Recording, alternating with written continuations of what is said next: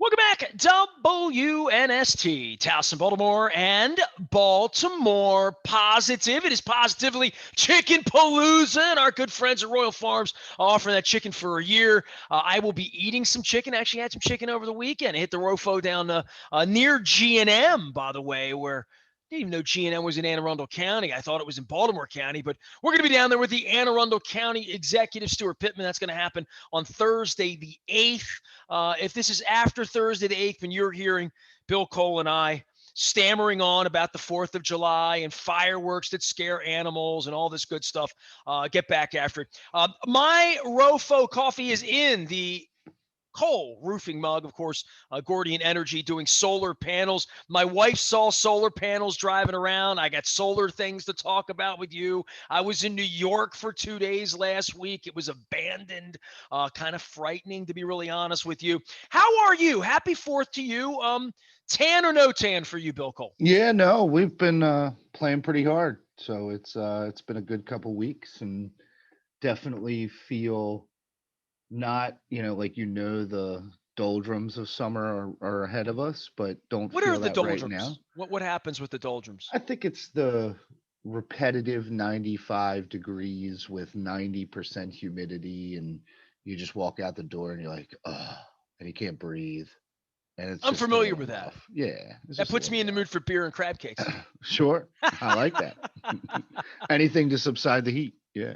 Dude, I think one of the big picture things on the pandemic that none of us could have predicted, but maybe if you go back now 15 months ago, everything shuts down. There's that period you're like, what was I doing this time last year? Where was the hope this time last year? Where were my finances? Where was my PPP? Where were my kids? Where were my family? I hadn't hugged my, family members, all of those feelings we had. And there's this freedom that's sort of come back here in the recent weeks, and it's been a little bit, I don't know, you and I talked about going out to dinner and levels of expectation for service, food. I went to Merriweather the other day. I've done a lot of things the last 3 weeks, living like what's the old Tim McGraw song, live like you're dying, right? Like literally, Right. right? Like my wife's done that twice already. But the last couple of weeks it's been like, I got Springsteen tickets. Oh, going to see Springsteen. New Right. York, going to New York. It's cheap to go to New York. Let's go to New York. Like, let's stay in New York. Let's come home from New York. Let's go to Bel Air. Let's go to Dundalk. Let's go to the Heritage Fair. Let's go to Merriweather. And moving around. I, I don't know, man. There are portions of this where it's like the after the bomb was dropped sort of thing, where some places are wildly abandoned, some places are wildly well traveled and look like nothing's ever changed. And then you go other places and things have changed a lot. It's been eye opening to sort of go back out again without a mask, sit in a theater in New Yeah. York, right? And nobody really wants to touch anybody. It's there's definitely a different thing going on. Um, but I've gotten out and experienced life a lot the last month. I hope everybody else is too. But man, the observations I'm making to myself, not on Twitter, not on Facebook, but every moment of every day, you're looking around and seeing even my hair. People see me and they're like, the first thing they do is kind of look at me weird because I've changed, right? Right. I don't know. I think the recollection of a year ago at this point was, I believe this was right about the time when uh, people started communicating that the kids were not just going back to school in September. Mm-hmm. So there was a general freak out that was occurring right now, where all the people who kind of like in April went home, kids go home. All right, we went home a couple weeks early, kind of like the NHL Everybody's resets. hunkering down. Went Right. home We're early, hunkering right? down. It's kind of like a vacation, but it's kind of not, but it's cool. It's Like we'll just for just, the summer. right. We'll ride this out. And then I think right about now, a year ago, was when the light bulb went off, and Like, they, where is the end of this? We're in like, deep water here, right? holy crap. Like, my kids aren't going back to school in a couple weeks. Like, how am I going to work? How are we going to live? Like, and then that was when, I really think the rhetoric and all just the people losing their minds, because think about it. You were really scared in April, right? still scared in May. They're, everybody's, oh, it's June, it's hot out. That protects us, you don't get it as bad in the heat. And so people started doing stuff. And then there was a spike after Memorial Day, and then blah, blah, blah. And then, but coming out of July, like people were like, this ain't that bad. Like, we're going to be okay. And that continued on, and people were just losing their minds over the schools. I don't know. It's interesting. I took my youngest and we went to the grocery store yesterday, Hopefully it was Wise Markets. and she's like, Dad, I don't know when the last time I was in here. I'm like, yeah, I don't know. She's like, probably 5 years. I'm like, nah, I don't think it was 5 years, but it might have been a year. Yeah, maybe it was a year and a half. And she just, we had a very pleasant time cruising around the grocery store. It was like, and I still think the world doesn't seem to want to admit this, or I don't know that they're necessarily denying it, but I I don't think everybody's out of their house yet.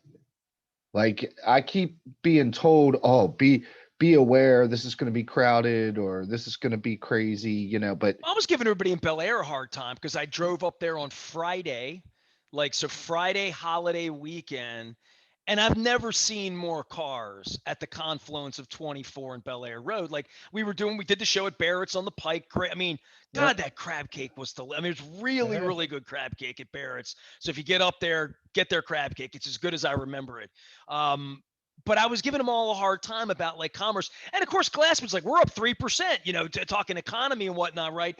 And I'm thinking, everybody was out. You know what I mean? I've been coming to Bel Air a long time. I just saw a lot of people out. And this is in an economy where no one's going to the mall, everybody's buying online, like all of this stuff. I don't know what everybody was doing. I really don't know what they were. I mean, I don't know what they were at, getting their nails done, buying something, eating something, pumping something, going somewhere. I don't know, but the highways, the roads. I took a megabus up to New York. Now, New York was a different animal. I'll talk about that with Don. I'll talk about it with you. But like the roads, the highways, 695, people, Baltimore, we walked through Baltimore Saturday, packed everywhere, everywhere. okay. So that's a slightly different experience. I mean, I totally agree with the cars and the number of people going places. I also agree with the, where the hell's everybody going? Like I don't know where they're going. Um, and I think there's, I hate the term new normal, but whatever. Like where we are today The is current that, situation is the new. How about the yeah. current situation? Because can we both agree the current situation ain't nothing like it used to be, right? I mean, and it used to be wasn't that long ago, and so long ago that your kid thinks it was 5 years. Well, right. There's hints of the old days, right? Well, when I'm But sitting in a theater in New York with Springsteen and there's people to the left, people to the right, and like in that environment, then I put the hockey game on from Montreal and they're only selling every fifth seat, right? So everything has a different sort of tolerance for this, I think. I I, I gotta believe some percentage of the people who, took up the hobby of hiking or mountain biking My wife or this whatever, week in New Hampshire, by the way. all that stuff, right? Like, not all of them are just gonna ditch that hobby. So some amount of that traffic is still heading to the woods and to the wherevers, I'm to going the to the woods in moats August, and even, that dude. stuff. Right? So Yeah. even I'm going to the mountains trying it out. So I think, I mean, if that's a byproduct, it's like a little more balance in the world, right? Like that would be a cool thing. That I everybody's not on coastal highway. yeah, right. That society works really hard to drive us to certain things and certain destinations, and that all got upside downed. So now we're looking around and we're saying, okay, you get to make some of your own decisions, maybe that are a little less driven by television or Facebook or whatever, and you land in some places that you previously hadn't been and you enjoy it. And I don't know, that wouldn't be a bad thing. There's still a lot of weirdness around the unemployment and I mean, the lawsuit that's going on with that and the benefits and people everywhere you go, there's Can help we wanted speak to that a little bit, signs and Billy? all that. Because We like, can try. I have don't you know. been anywhere other than like Baltimore, Annapolis? Like, have you been to Orlando. Have you traveled with your family at all? Yeah, we just got back from Florida. We were down in Florida. Okay, and like the The spring, I was out in Arizona. Yeah. okay, so you had to eat every meal out when you're with your family. You've been out moving around. No. So even in our traveling, You've gotten the condo and cooked inside, kind of. yes, that world has modified, right? Like we were never courageous enough to do like a VRBO or whatever prior to COVID. But last summer, we're like, all right, we got to get out of here. And the only place where we feel safe is if we can isolate in some other house somewhere else. So, Fair enough. so Okay. took that leap and enjoyed it. So we've been doing that ever since. I don't mind cooking, so yeah. But yes, have been certainly trying to Well, catch when up we when leave home, we need to fend for ourselves and eat 3 times a day. And yes, how you do that when you're in New York, or how you do yes. that when you're in Florida, or wherever. Um, Did not have any problems doing that most of the meals like in Florida. Well, Like I'm trying to give a perspective, and I'll do this with Don on the recon because I know he wants to take a deeper dive into it. But you talk about employment and people not going back to work and everybody with a help wanted sign. Right now, I'm looking to expand my company. I'm looking for, a new executive presence on my side on sales. I'm looking for an executive assistant, and I haven't even delved into the marketplace because I just feel like the people that are working are working. There's that I'm not looking for a job. There's that you're living off the government, off of $300 a week or whatever. What a great life you must have if that's, if that is, where your bar is at this point. People hustling in different ways that I see, selling stuff on the street. My uncle hustled flowers in Dundalk on Sundays for graveyards for years out in front of the Bradleys on Merritt Boulevard. So everybody's got to hustle, right? But I went to New York, and I don't know what I was expecting to see with New York shut down, right? Like, I have walked through Baltimore, Bill, this 3 days a week, some days right. 5 days a week for the last 18 months, for the last 18 years, really. Walking through all these neighborhoods, seeing rats, trash, crime, drug addicts, and also seeing development business, the five Right. cranes down at Port Covington, businesses coming in, great places to eat, great places to take people that they've never experienced. So I get all of that, but I love New York.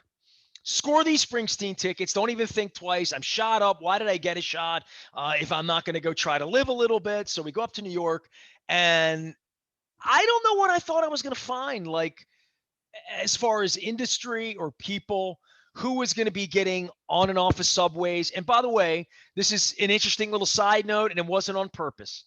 We did not take the subway. We took the megabus. We landed on 36th Street. We stayed 36th Street above the Garden because I love Koreatown, and we walked almost 25 miles in 2 days. We walked 14 miles the first day, 10 miles the second day. It was the day it was 100 degrees. It Was the was like bus last was the Wednesday. bus packed going up? The bus was not packed. It was Okay. very safe. Like, I sat with my wife.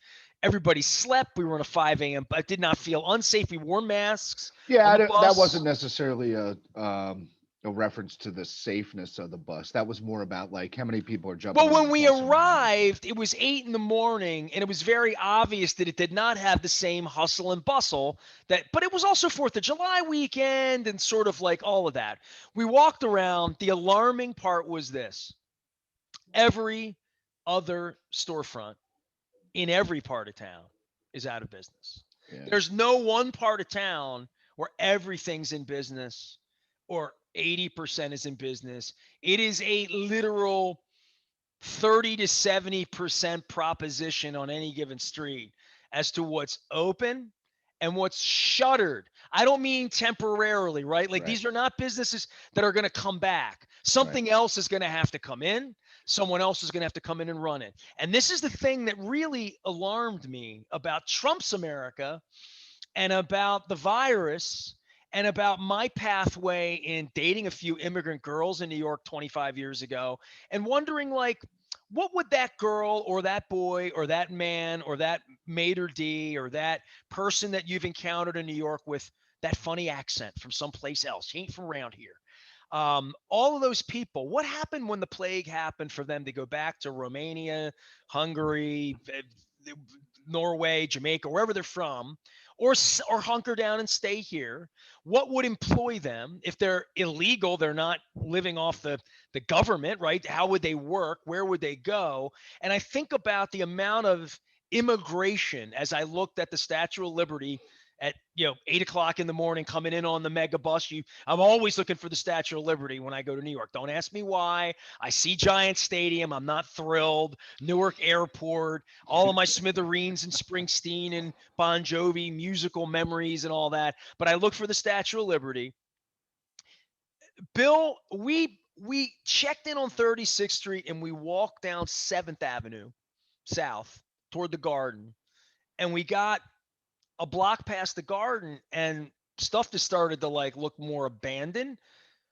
Homeless people that I've only ever seen in San Francisco. Like, only have I seen the pervasiveness. And again, there were homeless people on every street. Every street had five. They were in the five doorways that used to be a Sbarro's, or used to be a Burger King, or used to be Joe's Pet Store, or used to be, Coal Energy, over whatever these places are.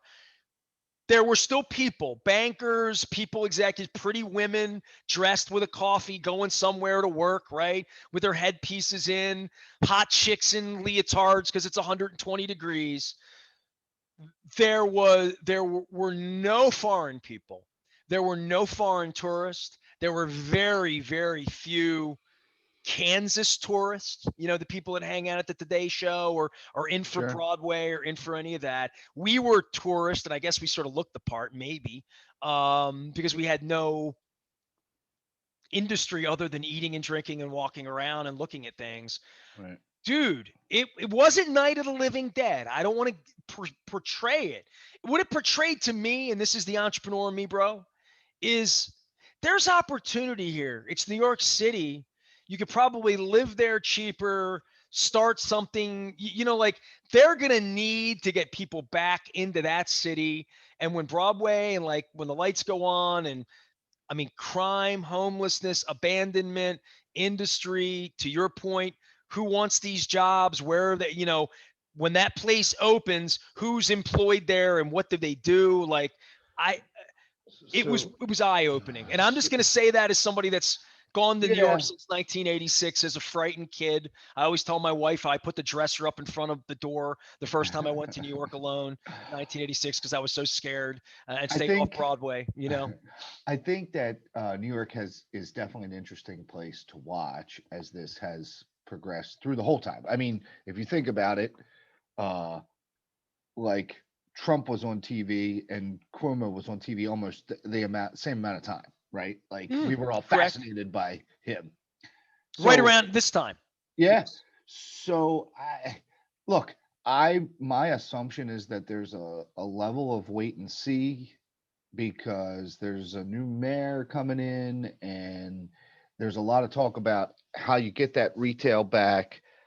If I Nothing messes America up more than having New York, Chicago, and LA be worse. Right? maybe, Whatever maybe, whatever your maybe, politics are, maybe, what you're watching Fox 45 and you think they're already horrible. Like, New York. I don't remember New York seedy and bad in the 70s, right? Like, I remember the right. perception of that fueling me going there in 1986 and literally putting the dresser in front of the door at the Hotel Consulate on 48th Street because I got hit on and I was freaked out, and like I was 18 and going to the Palladium for the MTV Video Awards. This is 35 years later. I've been Right. going to New York for 35 years. I even said to my wife, turn of the century, they would put me up there at Sporting News, $800 a night at the Marriott Marquis, stuff that I didn't deserve, didn't want. And I would walk around New York, didn't love it, didn't love being there. Now I love it. And the last 20 years have fallen in love with the possibility, the energy, all of that. And it's like, it doesn't suck, and there's nothing. And every place I went to eat was open. The food was like, I had good experiences in New York. I really did.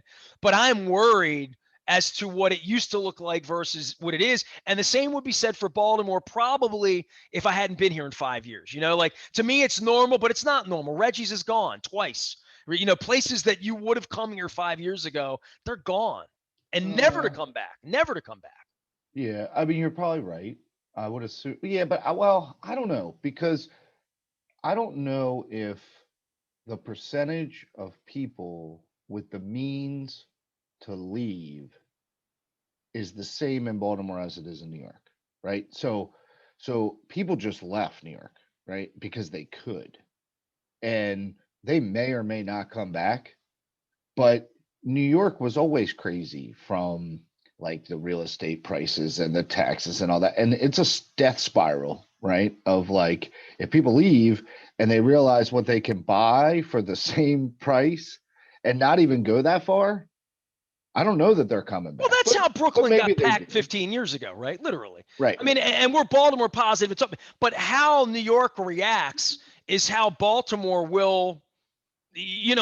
Baltimore is sort of a reflection of all of this. If New York goes to hell in a handbasket, that doesn't bode well for Baltimore or any other place for me. I don't see. I would take a slightly different approach. I think what Baltimore offers is, yes, it is certainly not the monstrosity that New York is, and even on its best day, probably doesn't have the same energy.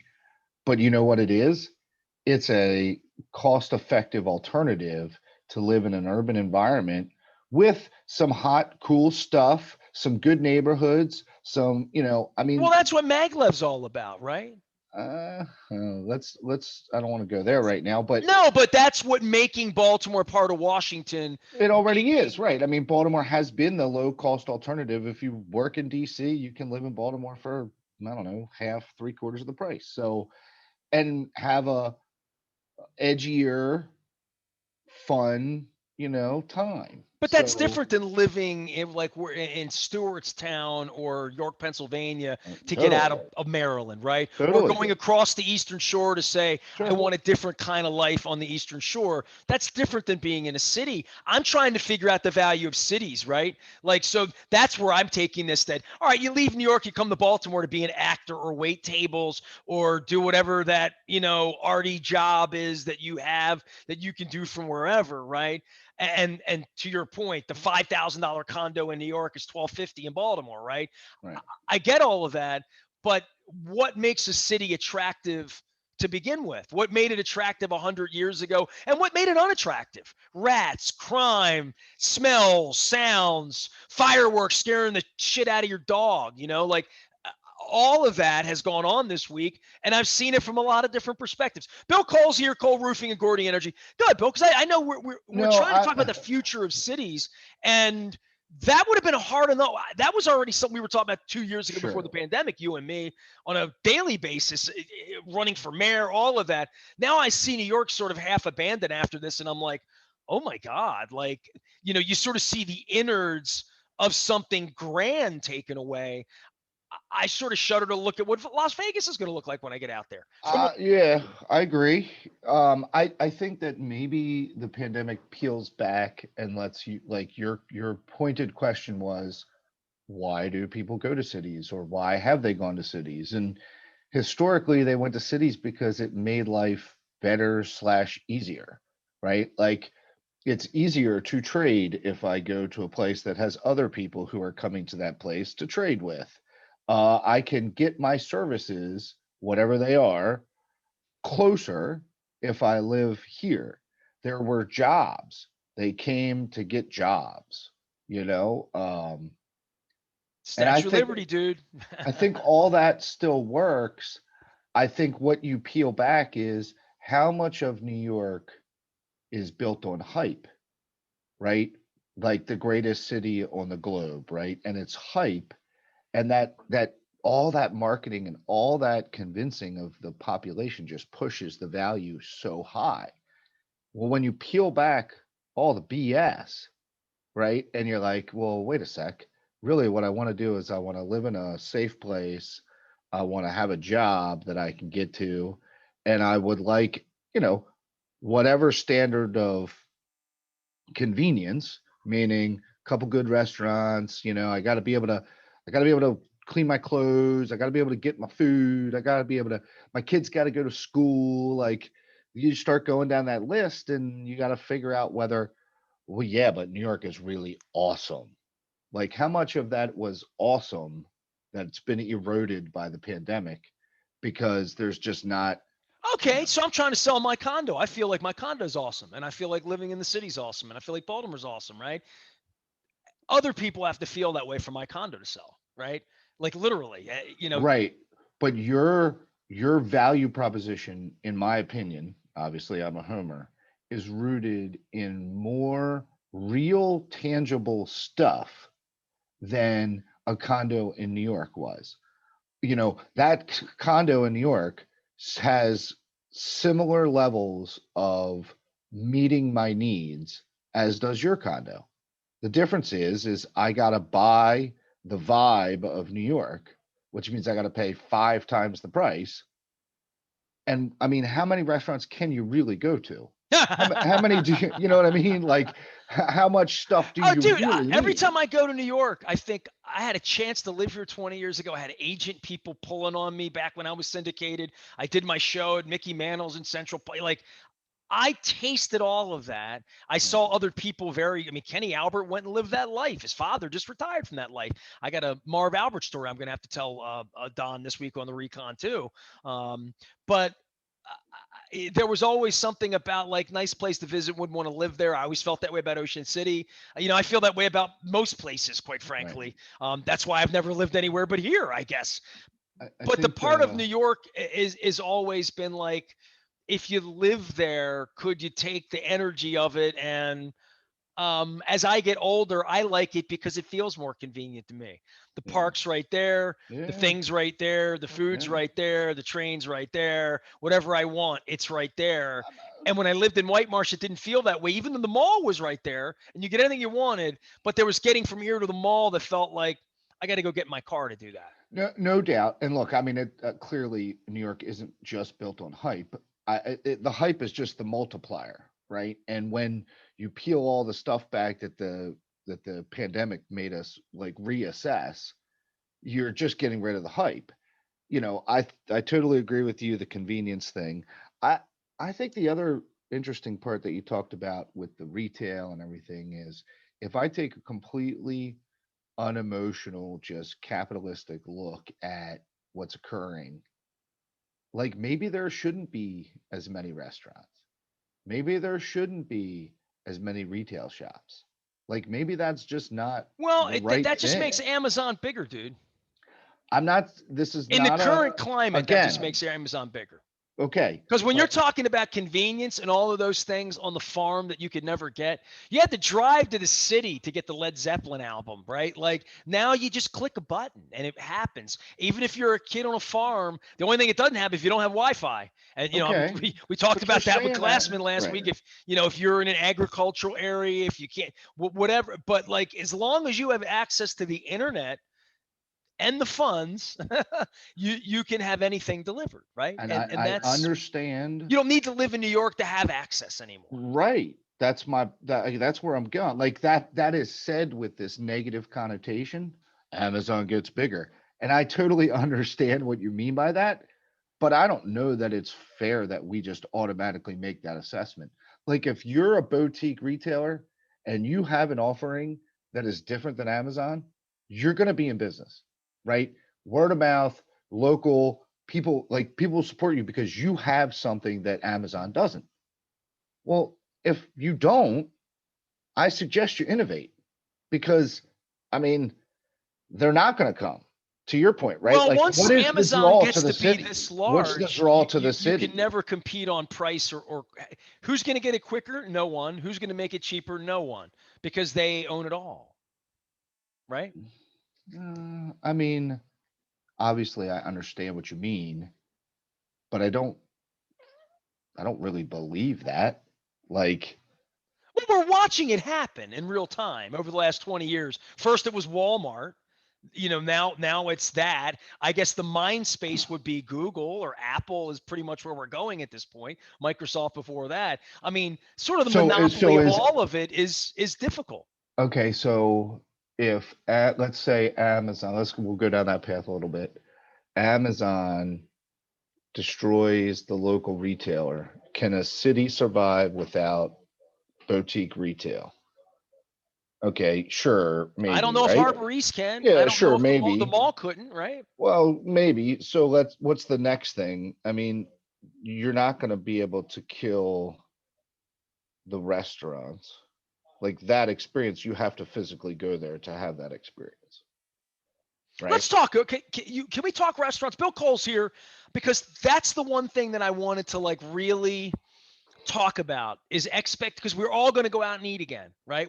Whether it's fast food, whether it's stopping at Rofo, the level of expectation in any experience we have. I mean, my wife and I went out the other day, and I bitched about this 2 weeks ago with Leonard Raskin without mentioning the restaurant. It was kind of overpriced. The service was bad. You know, I left hungry and the bill was too much. Okay, fine. That's one experience in one place. Then I had this other experience the other day where I went into the overwhelmed business, where the overwhelmed business had the bartender server in complete overwhelm. From the minute I walked in, I could tell I was like trying to counsel. I was trying to be the smiling because that's who I am, man. This girl was having a bad day. Everything was bad. The food came out. I swear to God, I've never been to a barbecue place before where they microwave the barbecue. Like I could like it was a Robert or and this is a place I've been before and it's not like local to Baltimore, it's more like suburban Howard County, and it's a place I've been, and I was sort of like I have another friend in the restaurant business that I ate at recently. I don't want to out him either. Who's running an impeccable place? His place is perfect. It's as good as it's ever been. The food's great. Get in. It hasn't. No one's left. Everyone stayed. All the tough days, took all the beatings, like all of that stuff. And in his place, the food's there. The service is on point. And I've been there a couple times, and this is a real challenge for everyone because employees have changed, systems have changed, and the patience level, like like Billy, I swear to you, it was Sunday afternoon. It was the 4th of July. We're in this establishment where there's tons of regulars. I could tell. We were all looking at each other, praying for the two people working and praying when the food came out, like, and everybody was talking amongst themselves about like this is a bad day, and I don't even want to judge this place, but I won't go back anytime soon without writing to the owner to say, hey dude, like I'm praying for you, but I'm praying for everybody because I was in New York the other day and I walked into 100 establishments in New York, literally in and out, checking out menus, seeing what's going on, seeing who's eating what, seeing where the lines are and all of that. New York was very functional. Right. Everything in New York that was open was functioning normally. Things here are not that way. And I can't imagine Ocean City, bro, or Orlando or Vegas or, places where things were really shut down and they have different employees and different systems because I've seen disasters like Robert Irvine restaurant. Like Yeah. where's the camera? It can't be this bad. Yeah. So for the most part, our experiences have been positive. And we were in Ocean City for lacrosse tournament a couple weeks ago or whatever. So we experienced some of that. I was really worried going there. I mean, they rely heavily on visa workers, and I'm pretty sure none of them are coming. So I don't know who's. Yeah, I don't know where the help's coming from, and I Yeah, don't I know that don't there's enough either. kids in Salisbury who need a gig, Right. right? I mean, that was the experience in Ocean City. Was you could tell that. I mean, it was early June, so every person that we dealt with was 3 days on the job, and they meant well, and they didn't seem to be too stoned, and everything seemed relatively okay. So Speaking of stone, dude, that's a change in life too. Walking around New York in the modern era, yeah, walking around the Heritage Fair, yeah, the smell of the Heritage Fair yeah, was ode to marijuana. yeah. I get it. The world's That changed, man. It really has we changed. yeah, we have ADD of topics No, here. We're no, gonna, no. But but the I'm world with has you. really changed. I I, think that's the point here. again, I think I've said this to you over the last year sometime. I don't really think a cheeseburger should cost $5. Like if someone's gonna prepare a meal for me, like I like we've focused so hard on driving down the cost of a meal, right? Because there's so much competition and there's so many restaurants. And Well, the if you fast just, food industry really led that charge with 99 cent everything, right? Like that's just I get it. But so does the fact that there are very low barriers to entry, right? And you kind of can cook a little bit, and your mom was a great cook, and you got some of her recipes, and you got this little spot, and I think I can do it better than the last seven restaurants that closed in that spot. So I'm in, right? And that the restaurant is the entrepreneur like on ramp, like they all try it.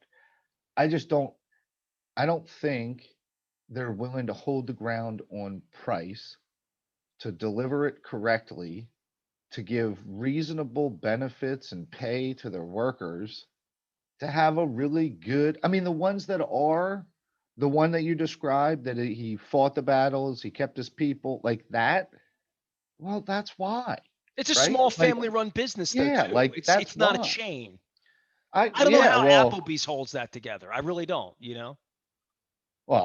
they have a written training manual and they churn them as fast as you can birth them, Well, Billy, the right? thing I saw in New York was that it wasn't just chains that went out of business or mom and pop. It was this wide swath of things that were in and out of business. Not based on location or anything or even rent or whatever. I'm sure each individual situation for every chain and every mom and pop was so specified that I saw a stat the other day: 3 million Americans retired, right? Like just got out of the workforce totally. And getting back to the original thing we talked about that started all this off was, who's working, who's not, and who's going to fill these jobs. And I'm asking you, who's going to fill these storefronts? And they're not even jobs right now. They're not even opportunities. They're shuttered businesses.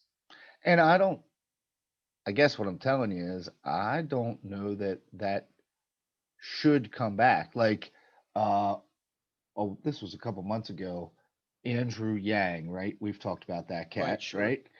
He was running for mayor, and early on, he was like, "Yeah, oh, he was going to win." Like it was no doubt. And then I don't know, it went away, and he did not even come close. But he was talking about an incentive, right, to like get low cost rent assistance to get retail back into all those places, the places that you observed, right? Like I didn't know anyone who Well, actually Billy, New observed it. York's not New York when it's half shuttered. I get it. It's not the And city that sleeps half the time. to You know. me, I mean, how bizarre of a world. Like we accept and live in a world where the oil industry is subsidized and the solar industry is subsidized, and like the government is involved in all these subsidies around certain things. How bizarre of a world would be if all of a sudden we're subsidizing retail stores, like so people can buy inventory, so people can come in and buy stuff. Like, does that? I can't even fathom how that works, right? Like, if that's what you have to do, I mean, it kind of sounds like Russia or China, but like if that's what you have to do, isn't that just telling us that we really don't need to use that space for that? Like, shouldn't we just allow the creativity of the American spirit to figure out what to do with that? Because somebody will, somebody's going to figure it out. Maybe they should all be yoga studios. I don't know what they should be, but like, give us a little bit of wiggle room here. Give us a little bit of time. Let's not have a government determined solution. And the entrepreneurs in America will figure out what to do with that spot. There's enough foot traffic, even in a shuttered New York or a semi shuttered New York. There's enough foot traffic for a smart person who's got something to offer to people that they really want to consume, to go there and do it. You just got to give them enough time to figure it out. I need more soup dumpling kitchens. That's what I would open. I would open more of those. Bill Cole is here, Cole Roofing and Gordian Energy.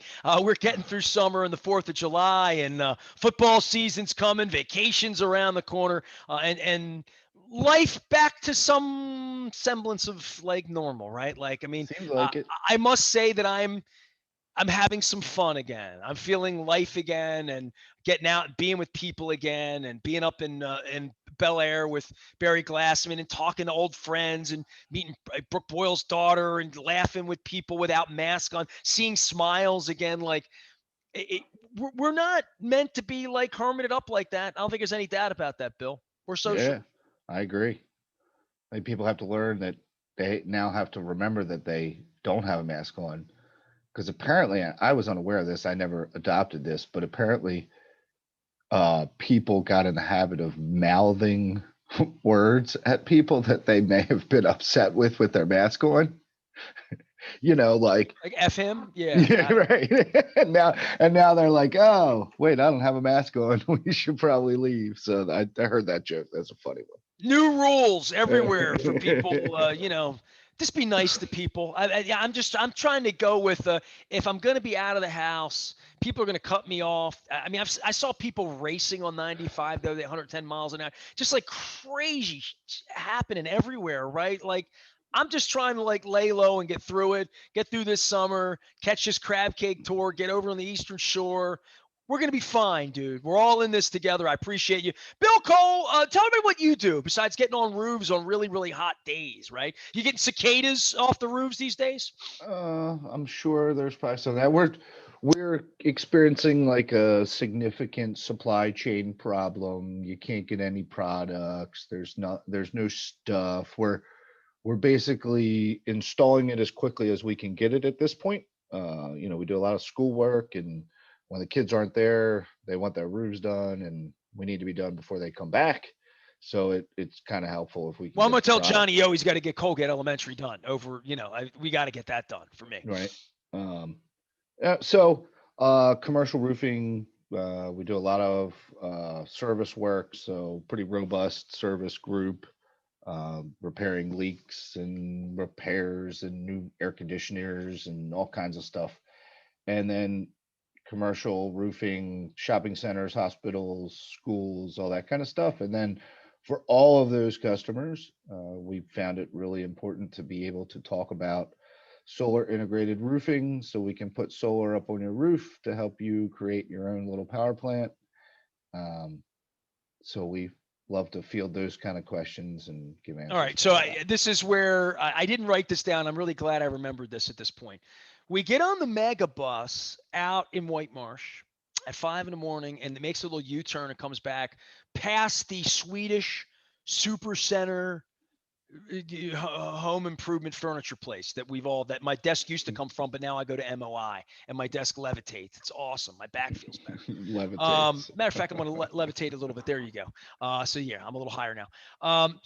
So we go out and I look into the parking lot. It's said blue and gold building, Yep. and they have like a carport that Yep. looks like what Dan Snyder had down at the football stadium down in Landover, where he parked me in the Gold Club Platinum. It's PL for Platinum.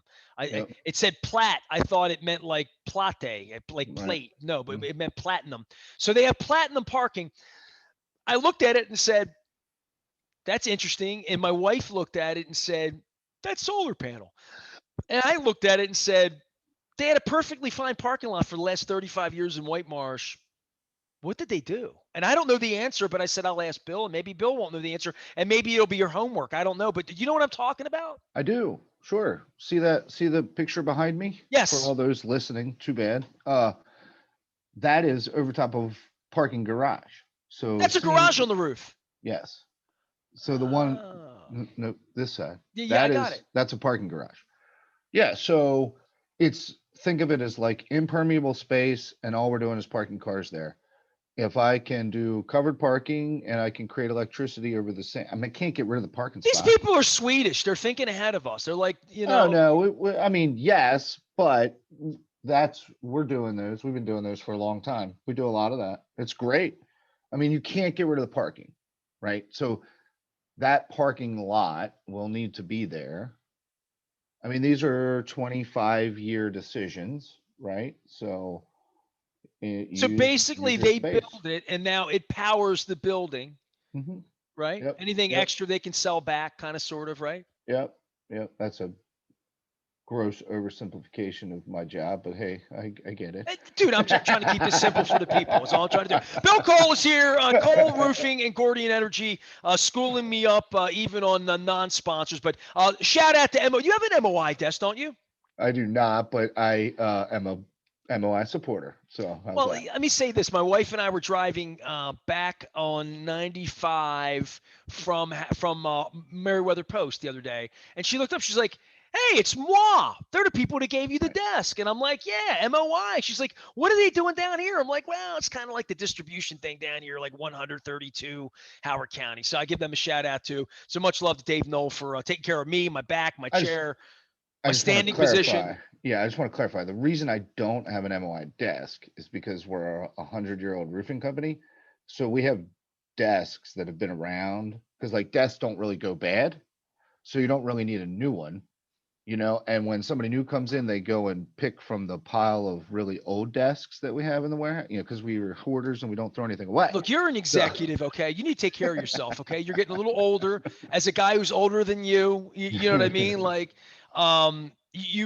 look at what it's done to my hair since we got the new desk. I mean, I uh, feel so much better now, but you could not have convinced me that this desk moving up and down and standing, that I would be like happy standing like they do on ESPN, hmm. but I am. No, So, I agree. I agree. I I even adopted have like that. a little rubber mat that they put underneath of my desk here that I can stand on now that makes standing it feels like a wrestling mat. Like when I wrestled, it feels good. All right, Bill Cole is here. He is Cole Roofing and Gordian Energy, and we're in love with our friends at MOI as well. So give them a shout out. I got a lot of things going on around here. It's 4th of July. We are eating crab cakes with county executives and mayors and people, and about to go do that with lots of folks all over the state, beginning in August with the Maryland Crab Cake Tour. You can find me anytime, anywhere at BaltimorePositive.com. Our stream, our audio vault, all of those great things, and our wise conversations. I am Nestor. You can find me, Ness, at BaltimorePositive.com. Twitter, Facebook, LinkedIn, Snapchat, anywhere we are, you are Baltimore Positive. I hope, at least.